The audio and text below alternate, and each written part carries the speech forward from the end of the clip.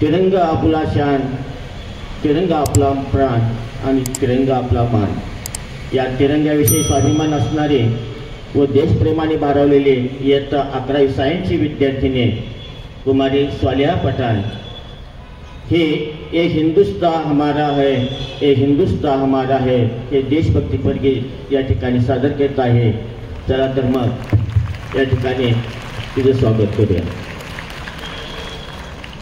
अस्सलाम वालेकुम रहमतुल्लाह.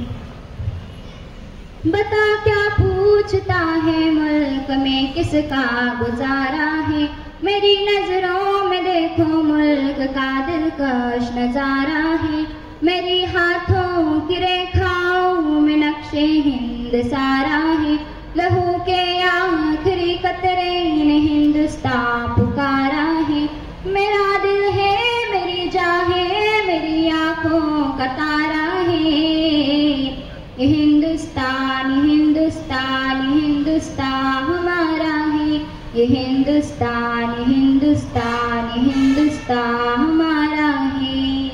हमारे मुल्क में हिंदू मुसलमान साथ रहते हैं, यहाँ ईसाई के कंधों पे सिख के हाथ रहते हैं, हमारे सरहदों पे नौजवान दिन रात रहते हैं, वहाँ इसकी हिफाजत के लिए तैयार रहते हैं, मिटा देते हैं खुद को हिंद हमको जान से प्यारा है, ये हिंदुस्तान हिंदुस्तान हिंदुस्तान हमारा है, ये हिंदुस्तान हिंदुस्तान हिंदुस्तान हमारा है.